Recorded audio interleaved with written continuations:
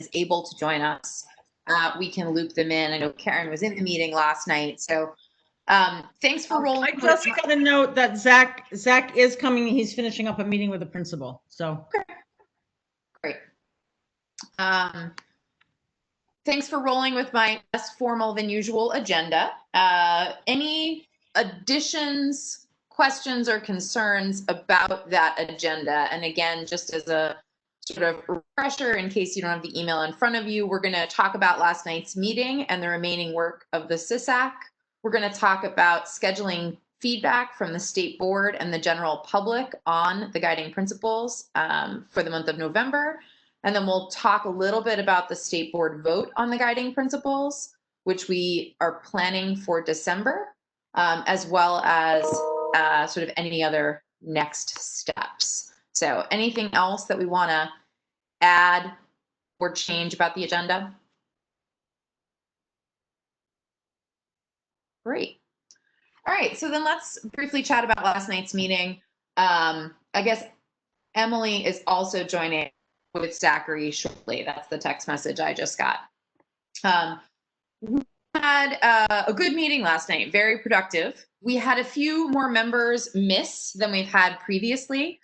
There was a WTU emergency meeting last night, so we did not have Laura Fuchs with us.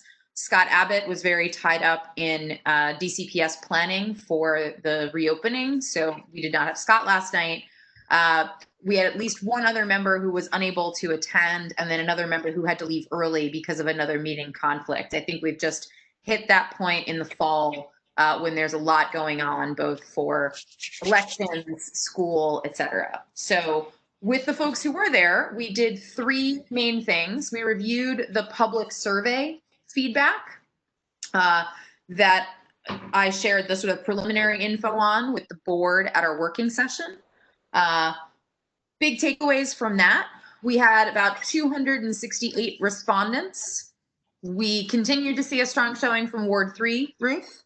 We had an oversampling of DC public schools associated respondents, whether those were folks whose kids attended DC public schools or who attended the schools themselves. And we had responses that by and large mirror what we heard from the SSSAC.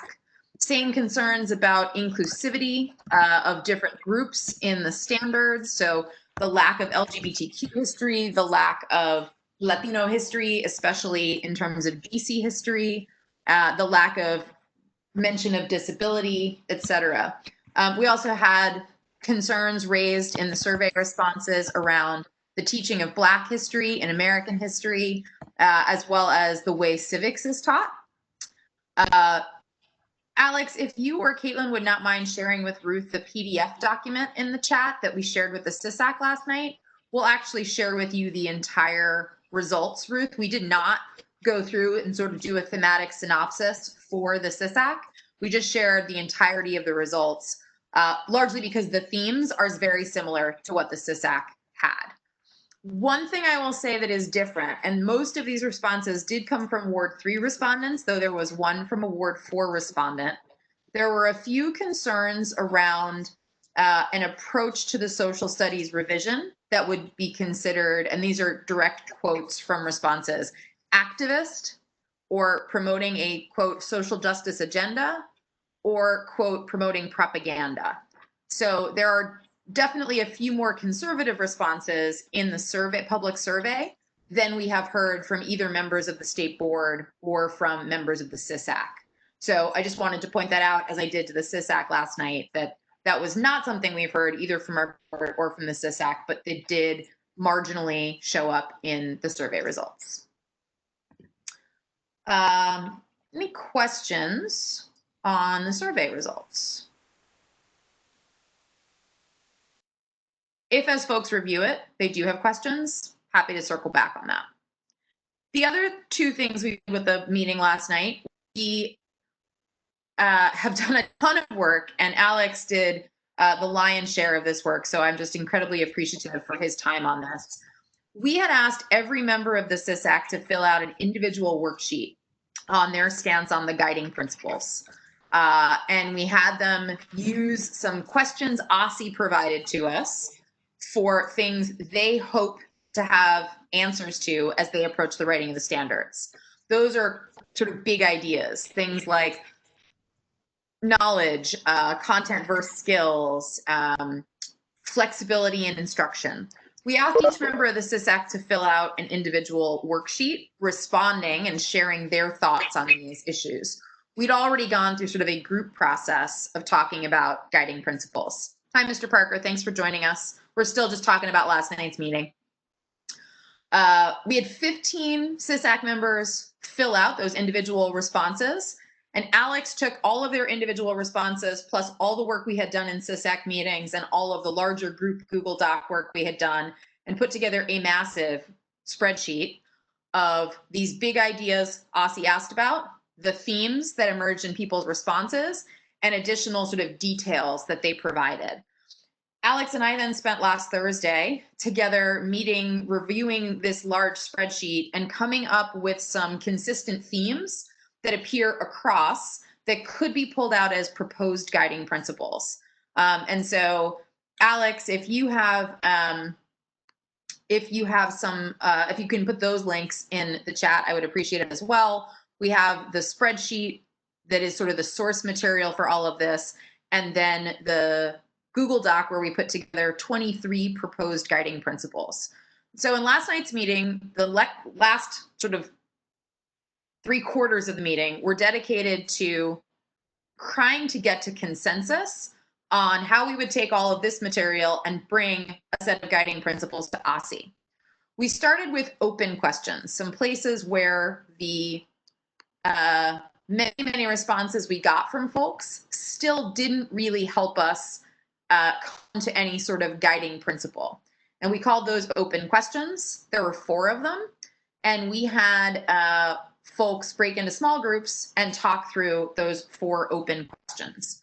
They were questions around whether we should have standards done as grade level or grade band, whether we should keep the themes that are in the current social studies standards, or if we should add new themes to the social studies standard, something dated than the existing themes, how we should treat the C3 framework, which has come up a couple of times, and then whether or not we should include lists in the standards themselves, meaning lists of people, dates, places, events. We've had some back and forth with the SSSAC over whether those lists are helpful or if they are limiting, whether they're inclusive enough, and how we handle basically who and what students should know and be able to talk about knowledgeably. So we put folks in those breakout groups, ask them to discuss those 4 questions and bring back their responses to the full group. We had some consensus on 2 of those 4 questions at the end of the small group discussion. Folks are leaning towards recommending that we stick to grade levels in the standards so that we have pre-K 3 standards, pre-K 4 standards, kindergarten standards, first grade standards, but that we might do some sort of banding of skills. So the content would stay in grade level, but we might put some skills in grade bands to say, like, by the end of first grade, students will be able to and have some skills. By the end of 3rd grade, by the end of 5th grade, and so on and so forth. We also seem to have a little consensus that there is a need for some sort of listing of people, events in the standards, but we want to make sure that those lists are inclusive and that they are more expansive than they currently are. And so the other 2, the question of themes and themes, we also talked about that folks should have themes in the standards.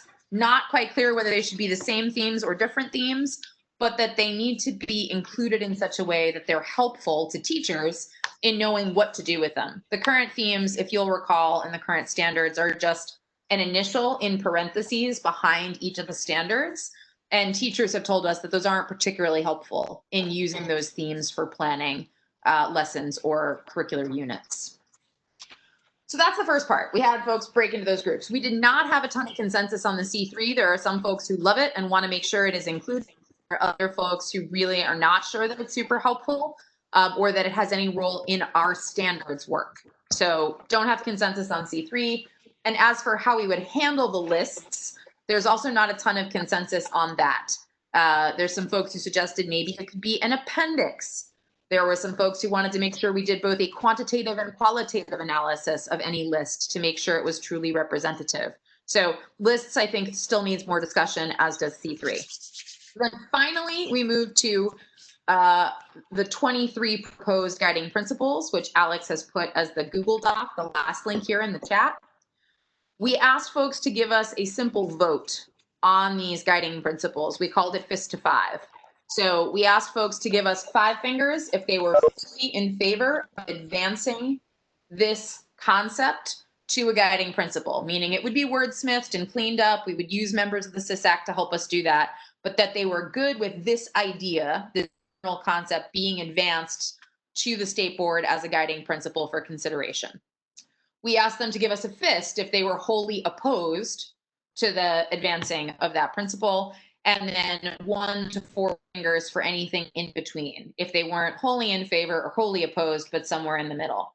For any of those that we got mostly 4s and 5s, we called consensus and said, we're going to wordsmith those and move them ahead. For anything where there was either a mixed set of responses or mostly low scores, we tagged those for future discussion. So of the 23, we ended up with, and I should have counted this ahead of time, 1, 2, 3, 4, 5, 6, 7, 8. 8 that we do not have strong consensus on and need to have further discussion, along with 2.5 of the questions that were open. So the good news is folks found a set of ideas that they're ready to move ahead with. The work that remains is how do we get to consensus on these 8 guiding principles where we don't have it yet? John Paul, can you still hear me? Okay, I'm losing video on a bunch of people. I wondered if that was my connection. We need to get to how we get to consensus on those 8, and then how we worked to resolve those remaining open questions between now and the end of our November SSSAC meeting. So I'll stop there. Caitlin, Alex, John Paul, anything to add?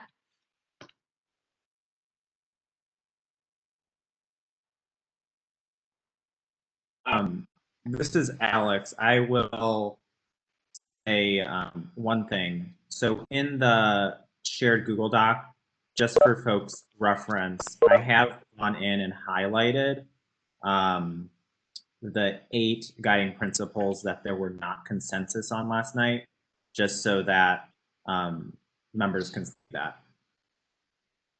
Thank you, Alex.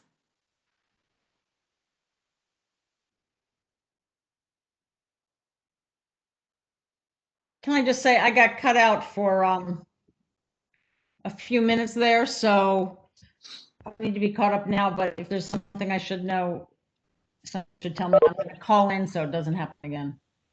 Okay. The one thing I'll say, Ruth, is that that last link that Alex put in the chat there, the Google Doc that he just noted where he highlighted the 8 places we don't have consensus, that's where the SSSAC has come to so far on guiding principles. And those rows in red are the places where we need to develop consensus. And that is the major work of the SSSAC between now and the end of our November meeting, is how do we get those 8 to consensus? How do we resolve the remaining open questions? Because our goal by the end of the November meeting is to have a concrete set of guiding principles that we can put out for public input as well as SBOE input, and be able to consider for the state board's December working session, the SSSAC's December meeting, where they can finalize what they want to advance to the board, and then a vote by the board at the December public meeting. Dr. Sutter, if I can also note something. Yeah. One of the things that I think is still possible for the SSSAC, and maybe that's something that we can discuss now, is whether or not we need the SSSAC to be in full consensus for everything that they submit to the state board. If I think one of the things we could do is if the SSAC cannot reach consensus on something, they still may want to send that to the state board with the note that there is not consensus on this, but we think it's important enough for the state board to have that discussion or to have, input from additional people to determine whether it's something that we need as a guiding principle or not. The second piece of it is if there is no consensus on a specific thing, the SSAC could also recommend not to move that particular principle forward.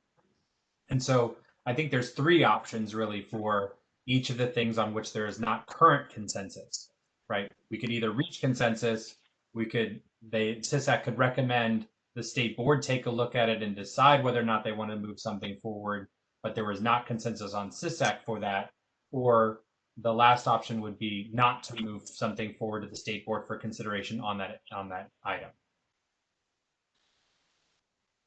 Thank you, John Paul. That is part of what I hope we can talk about here as we think about the future work of the SSAC. Here's what I want to make sure we can do. I want to make sure that the board is ready to make a vote on something that we can advance to the OSCE by the end of our December working meeting. I'm hearing an echo now. I don't know. I think it's me. Hold on.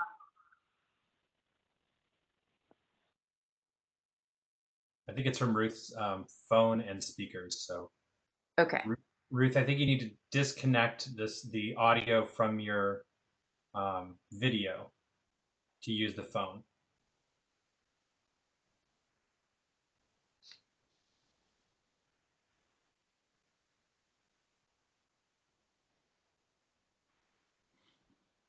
Ruth, can you hear us? She says she can hear us. It sounds like maybe the echo is gone now. Okay. Okay. So I want to make something in December that we can advance to the OSCE. And I think the SSAC is working very hard to get us something that will work to that end. But I do think John Paul's point is a good one, that there may be places that the SSAC will not come to consensus. And how we handle that is something I would value your input on a great deal. Do we allow the SSAC to send us a list of things on which they have reached consensus, as well as some sort of perhaps minority report or dissent report, and we select what goes on to the OSCE? Do we try our best to reach consensus with the SSAC and seek to have the board resolve any lack of consensus?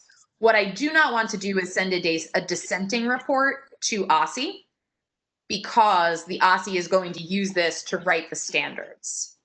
And so I do not want to say, these are the places we couldn't reach resolution, because I think then that opens up an awful lot of questions and debate for how the OSCE chooses to write the standards, given some dissent.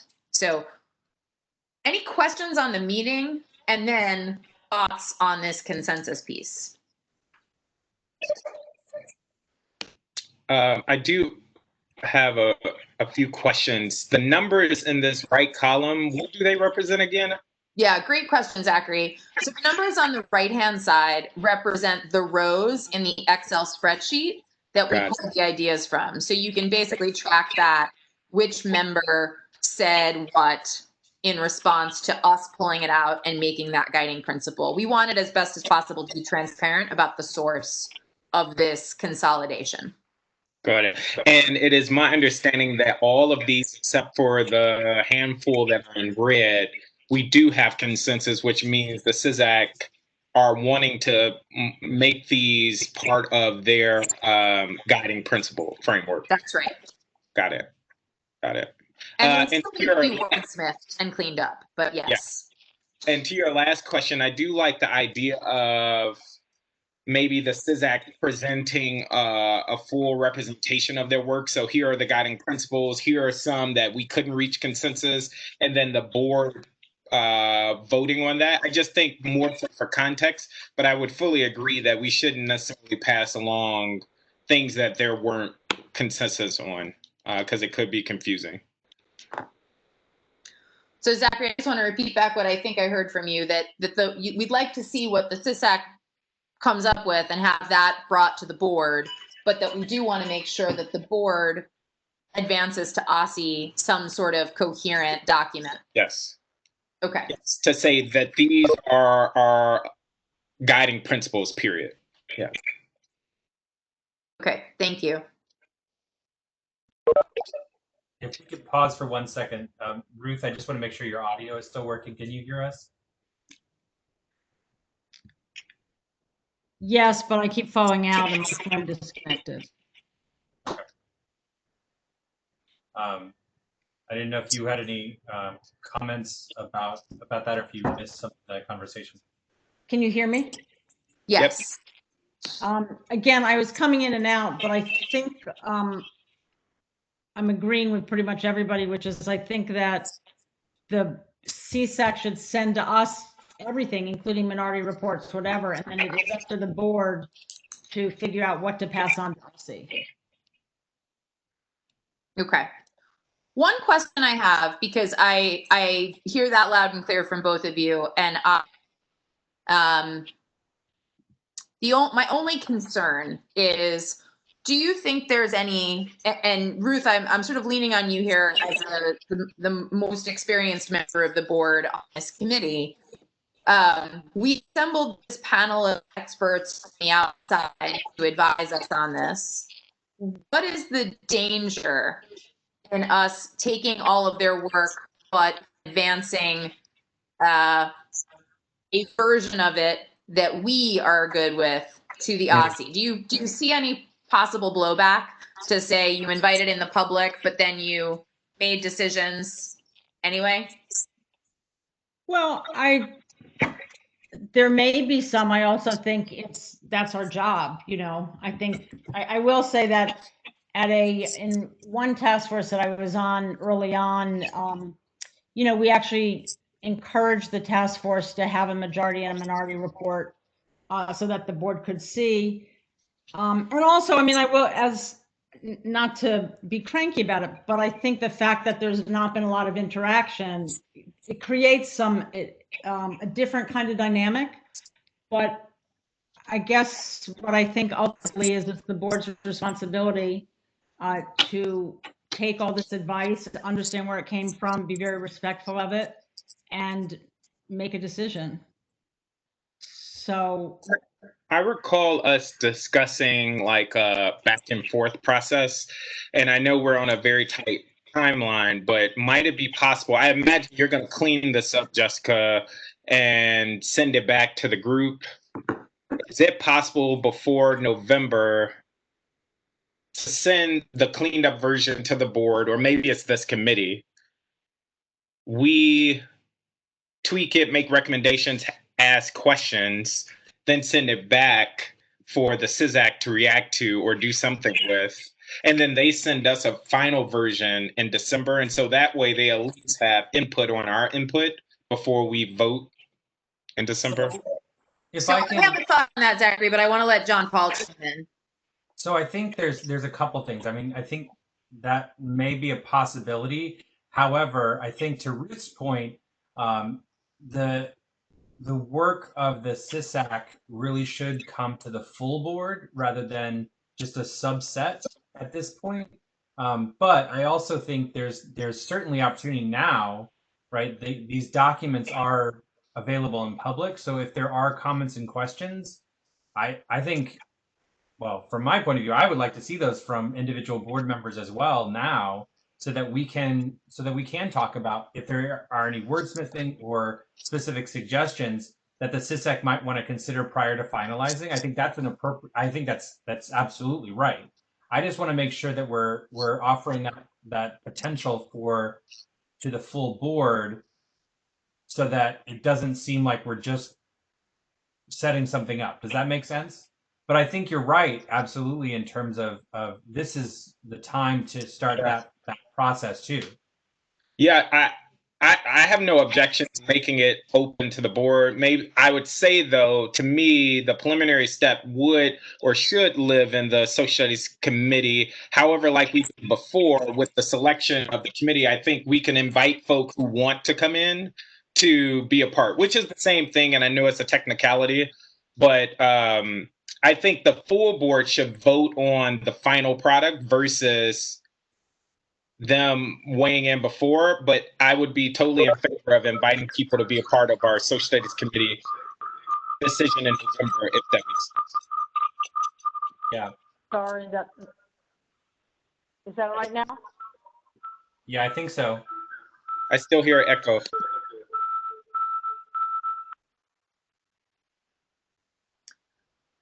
Yeah.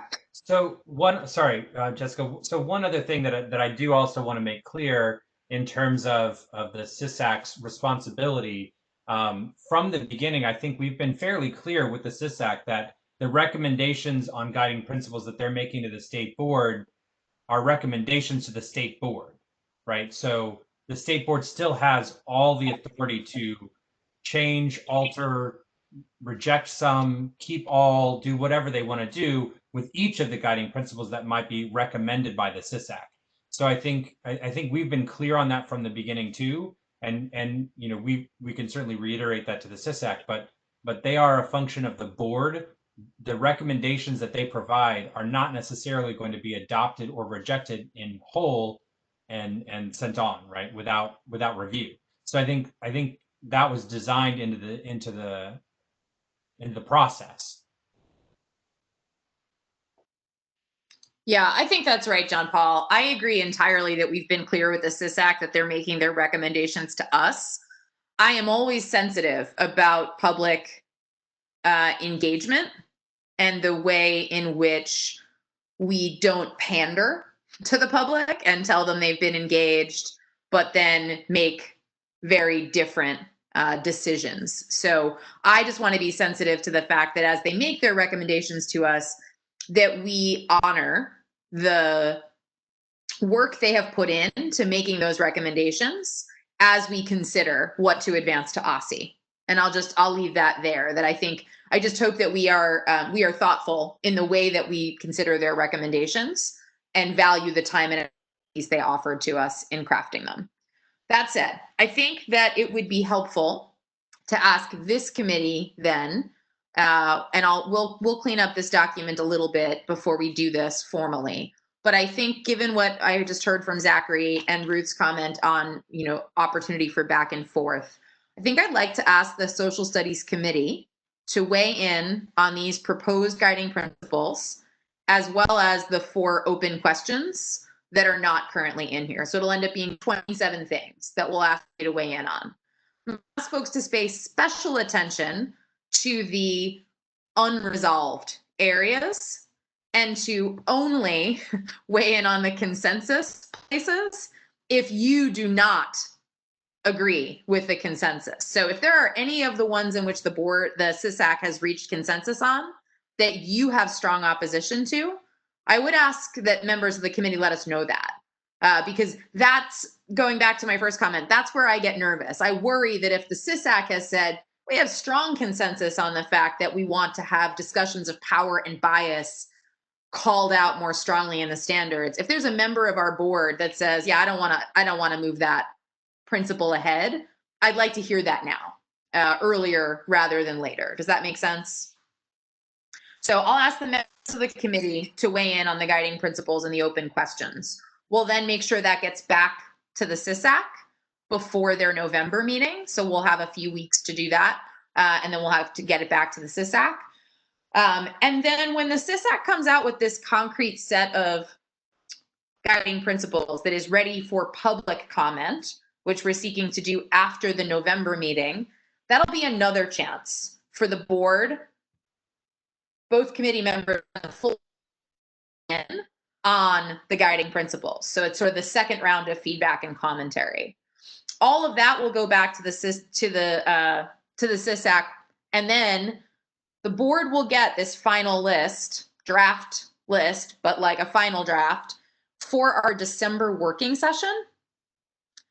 And then the SSSAC will have their December meeting, at which point they'll have heard from the board once before their November meeting, once along with public comment, and then once before their December meeting.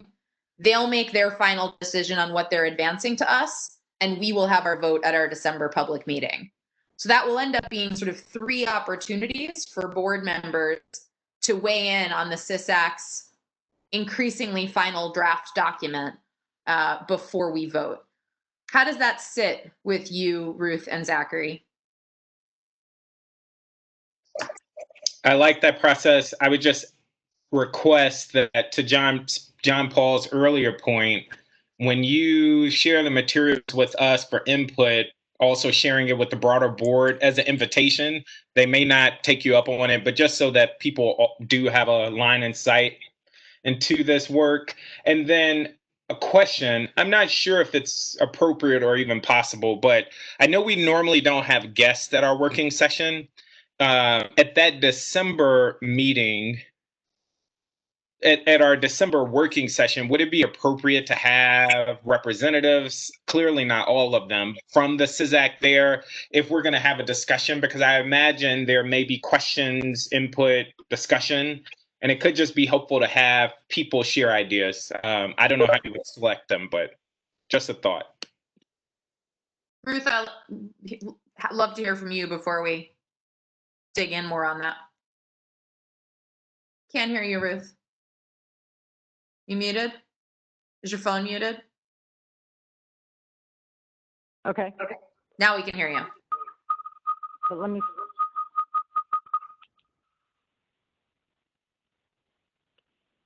How about now? No. Yep. But doesn't it echo and stuff? No? No, we're good. Okay.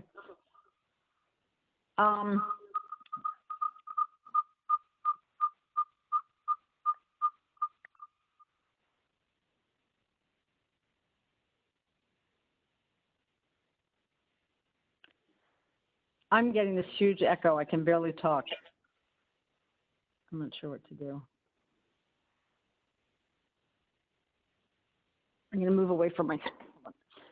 So in terms of the meeting in December, we can have guests. We have in the past, and we certainly can do that. There was a second piece of that question, which I now can't remember what it was. Anybody remember? Or that was it. Making sure that the whole board had the opportunity to weigh in? No, that's the other piece. Anyway, so I think we can certainly do that in December. In terms of the input, that all sounded good to me. I was coming in and out and don't have good notes. And in any case, can that just get clearly put into a memo or whatever that goes out to the members of the committee as well, I guess, as to the board, just being very clear about what the input opportunities are in the timeline? Sure. But that sounded good, but I can't claim to have heard it all. So Ruth, while we've got you on the phone, I'll just repeat so that we are clear that I think what we're looking at is 3 opportunities for members of the board to weigh in before the SSSAC gives us a final version of the principles to vote on. The first being now. So I'll write up a memo or an email to the committee, and I'll CC the rest of the board, which is what I do on all of our social studies stuff anyway, inviting folks to weigh in on where we are now. I'll be explicit in what our ask is. The second is once the SSSAC, after its November meeting, has a final draft ready for public input, we'll include the state board as members of the public in that input. And we'll have the state board have a second chance to take a bite at that draft. And then the state board at its December working session will have the final version of the draft to give any remaining feedback to the SSSAC. The SSSAC will vote on what it advances to the state board at its December meeting, and we will vote on what to advance to OSCE at our December public meeting, because that's the sequence. It'll be our December working session, December SSSAC, December public meeting. So that would mean 3 chances for the state board to weigh in from now until the vote. And so between our working meeting in December and the public meeting, there would be potentially another SSSAC document. So the board might need to just connect informally by email to determine how it was going to what it was going to put forward or agree to, whatever, at the public. Sure, meeting. and I guess I would treat that similar to to the way we do resolutions, where there's often back Yeah. and forth over email. Yeah. That all sounds right to me. Okay. And I'll Oh, I memorialize know all this.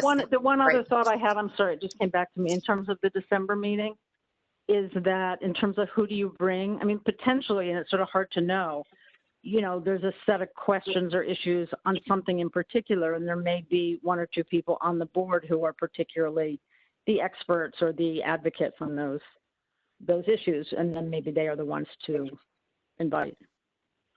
Just a thought. Okay. That's good thinking. That sounds right. I think we would just want to get really, really clear.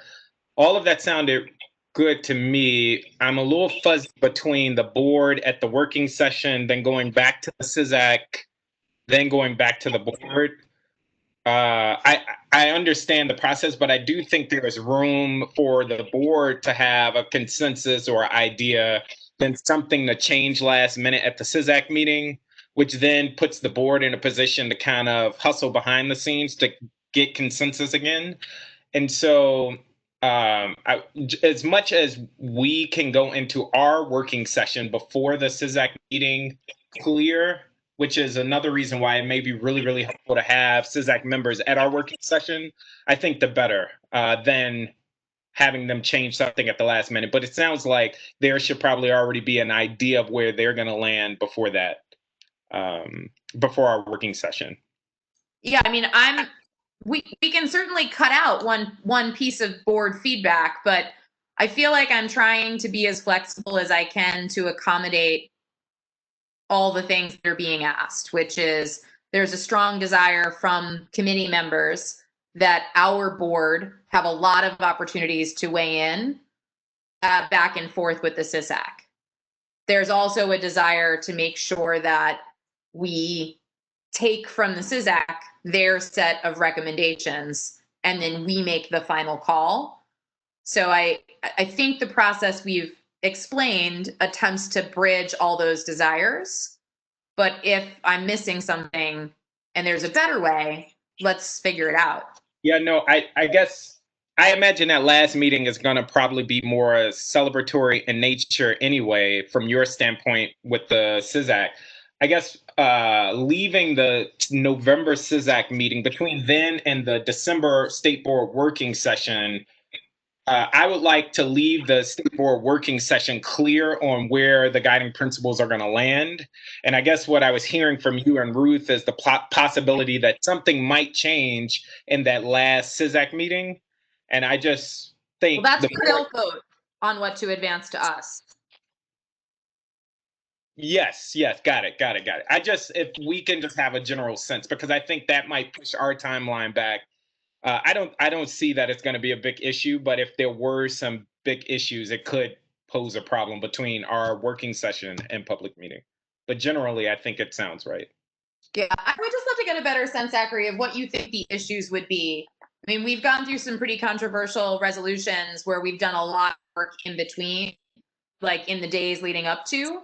So yeah, I don't think the SSSAC is going to be the issue. I think us coming to consensus might be the issue as a board. And so again, that's what I'm saying. If we have our state board working session and we then reach some sense of consensus, and then there's any possibility of throwing a wrench in that, I think I would discourage that as much as possible. That's all I'm saying.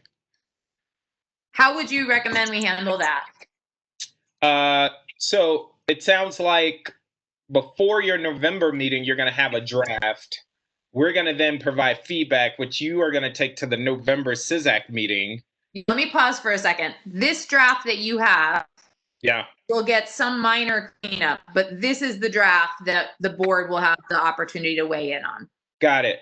And so the board is going to provide feedback. My understanding, or hope rather, is that leaving the November SSSAC meeting, there is a 90 to 95% vision of what the guiding principles are going to be.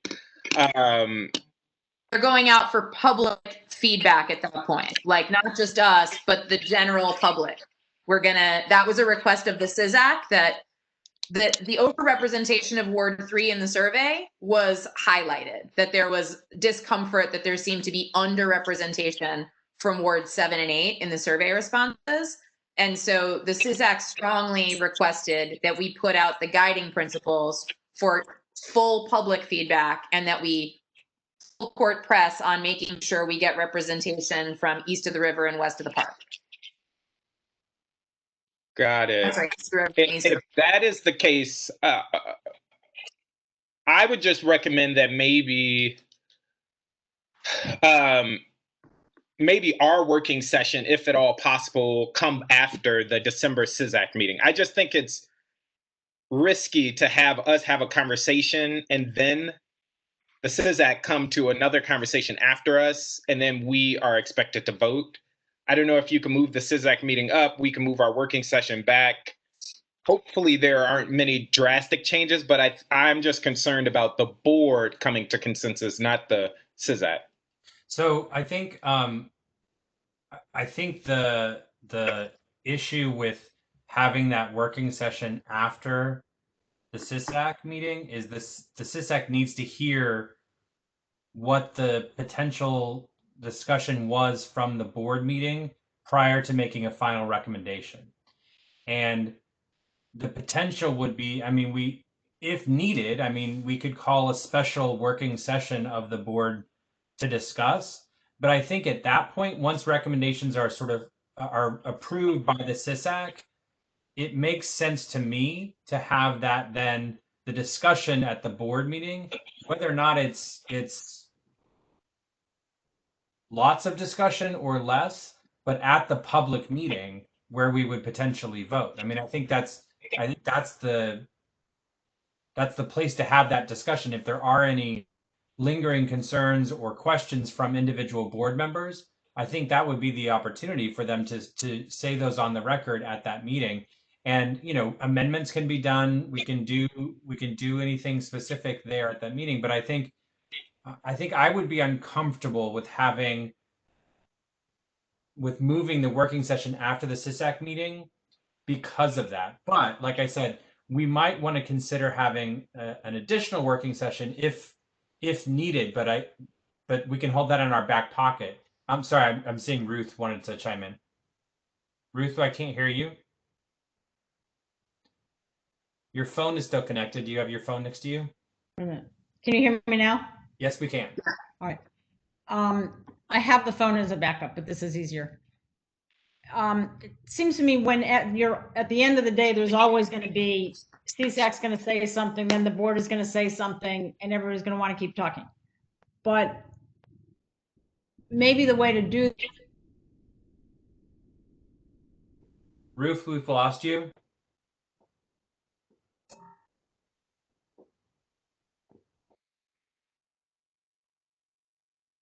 Can you hear me? So maybe the thing is to ask the SSSAC to meet the last week of November before our board meeting, or even the Tuesday before, but that wouldn't be the best, to make their recommendations, having heard from us, our feedback. And So then, Ruth, you're suggesting we give feedback at the November board working session well, before the public gets to weigh in?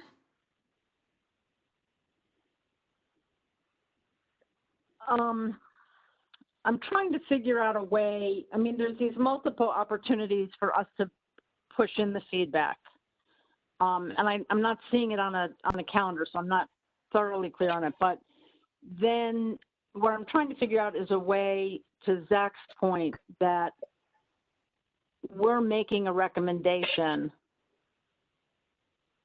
I mean, we get a final proposal from the SSSAC, and then at our working meeting, that's where we sort of discuss that we're taking it, amending it, or whatever. I mean, I guess fundamentally the question is, we get something from the SSSAC. At that point, do we want the board to sort of make a final vote on it? Yes, no, here's amendments, whatever it is.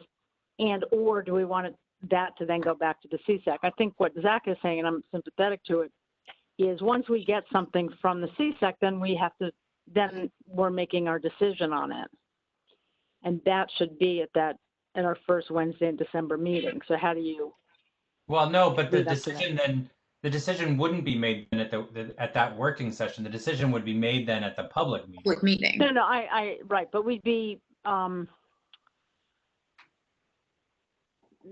hearing each other's comments on a final draft, as opposed to then it goes back to the CSAC, and then we don't have an opportunity to hear our colleagues' views in order to reach our own consensus. I mean, But- and to some extent, I want to say this may depend on, what ends up being controversial. I mean, I just don't know. So far, nothing that I don't see a lot coming out of there that is particularly controversial because it's not particularly detailed, but I don't know. And I haven't looked at even what came in through these charts.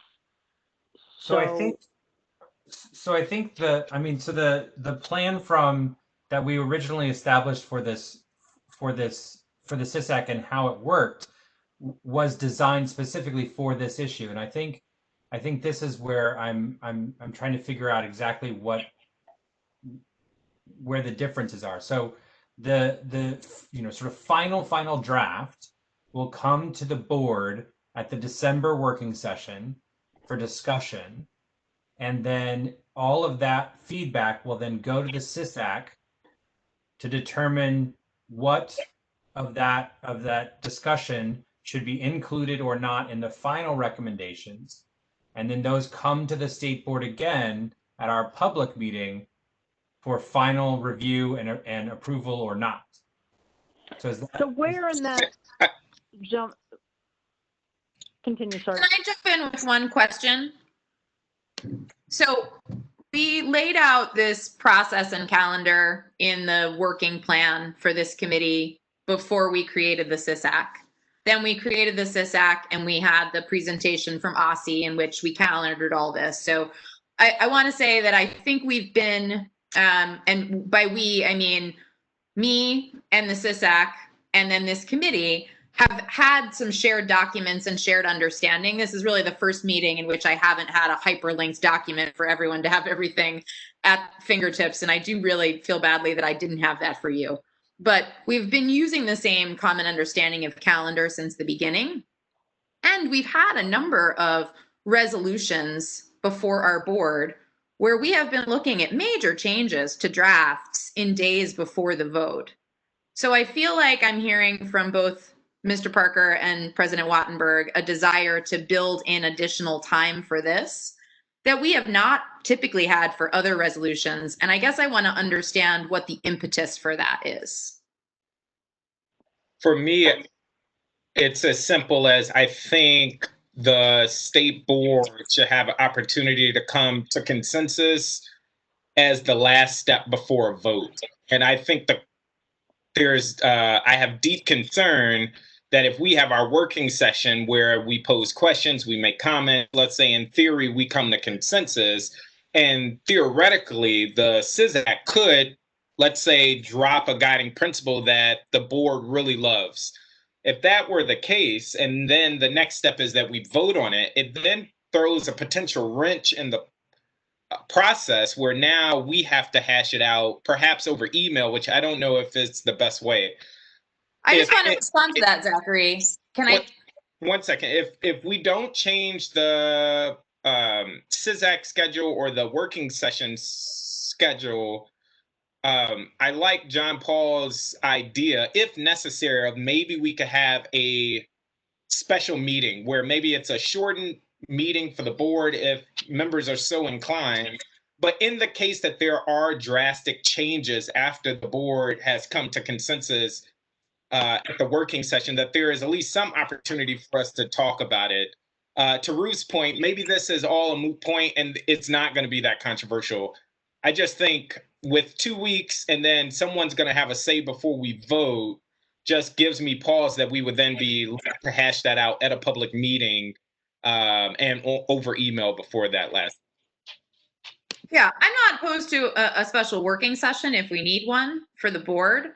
I do think, though, to respond to your first point, if in a very hypothetical situation, because at this point, this is all hypothetical, if the working session in December involves our board saying, we love this, we love these 20 are great, we're all for all of them.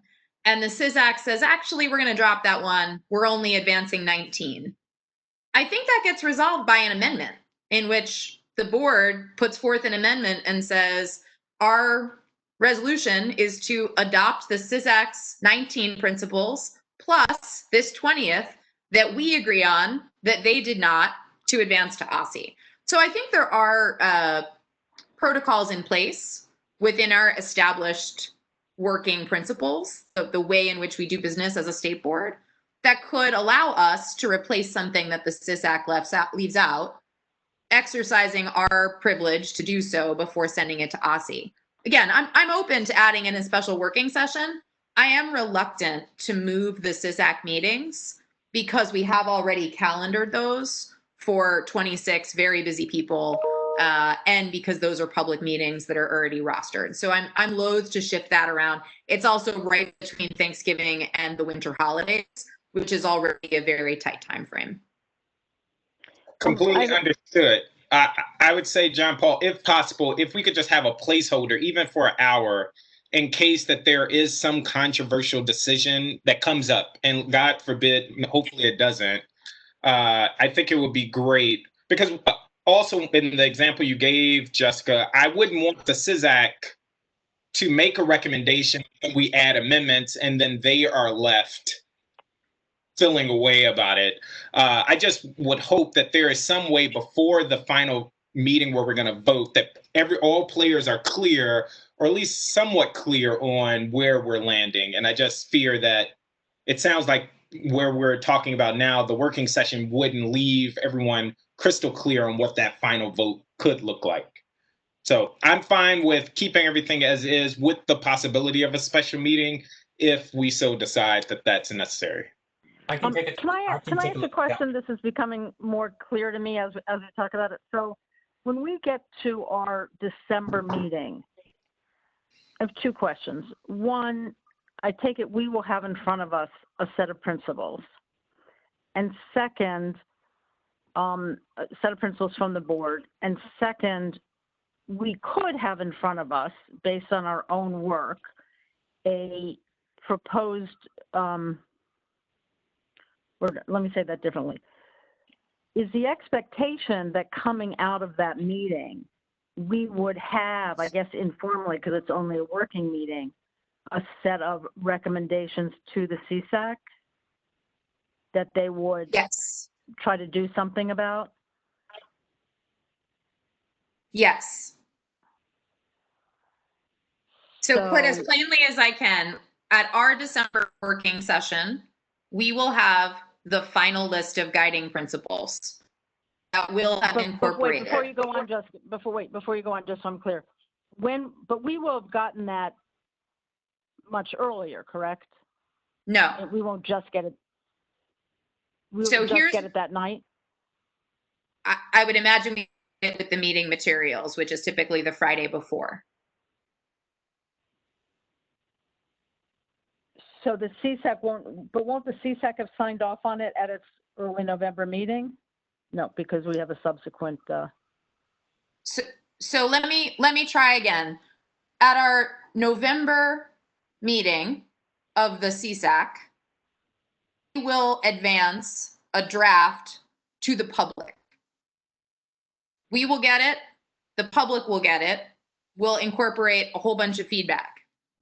I do not imagine we'll be able to leave that open for more than 10 days in order to have enough time to get the input, incorporate it, and then provide it to the state board for our working session, right? So we'll have the SSSAC's list that they want to present to the board and to the public at the end of the November meeting. And that November meeting is November 10th. We'll put it out to the public. We'll put it out to the board. The staff will incorporate the feedback from the public.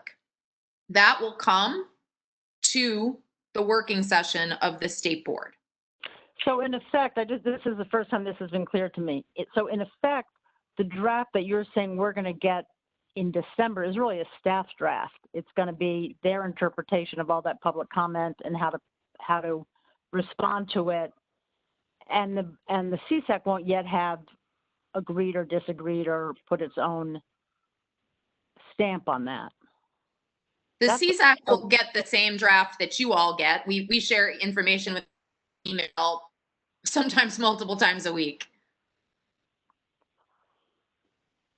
But that's correct, Ruth. And the reason being for that is to make sure that both the SSSAC and the state board have the ability to react to the public comment that we've been bringing in. And we thought from the beginning that that's a really important thing, that the public comment doesn't just go to the SSSAC or doesn't just go to the board, but that both groups have the opportunity to look at and weigh in prior to making final decisions. And I totally agree with that. I'm just realizing it's really a staff draft. It's really a staff draft. It's not an approved SSSAC draft. That's just important to note. And I'm not trying to digest therefore what, but that's important to know. So we're going to be looking at something that we may or may not love or not love. And actually the SSSAC may feel the same way. We don't know. Right. I mean, so it's public comment with the SSSAC draft, right? So that's what will be sort of included. Now, there may be some language based on, conversations between Jessica and Karen related to what the public comment is, and seeing if there's language tweaks or things like that. But we can certainly even provide those in even a red line fashion or comment fashion, so that it's clear like where we think the public comment is powerful enough to change some of the original draft. But the intention, and I think, and Dr. Sutter, tell me if I'm wrong, but I think the intention is to make sure that information is carried both to the SSSAC and the state board, with the understanding that the information will first be discussed by the state board. That's the draft, any potential comments from the public, and that type of thing, with some suggestions or ideas for the SSSAC to consider while they are doing their final negotiations or final discussions at their December meeting. Right? So I'll just clarify, because I think John Paul did a wonderful job explaining that.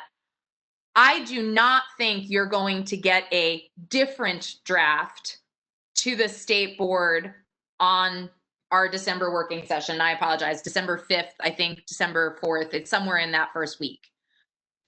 We're going to get the SSSAC draft and what the public thinks about it. So we may redline it, as John Paul said, we may put comments next to it, but it will not be a staff draft. It will be the SSSAC draft and what the public thinks of it. And then the board will have a chance in that December working session to weigh in. And so I guess here's my question. So it sounds like at no point is there an opportunity for the board to officially say, we, the board, ask the SSSAC to do, to strengthen this, whatever. Well, I think that's, sorry, go ahead. No, that was sort of in my mind that we did have that opportunity, and I'm not even sure I'm for it or against it. I'm just trying to clarify the plan. Yeah, and I think that's somewhat by design, right? Because it's the state board's role at this point until official recommendations are made would be sort of an informal thing. So it wouldn't be something that the state board could put together, a letter to its SSSAC or something like that. But that's why we designed it, I think, to have it as part of the working session, so that some of that, nitty-gritty discussion piece from the state board could be presented to the SSSAC in that type of way prior to them making a final recommendation.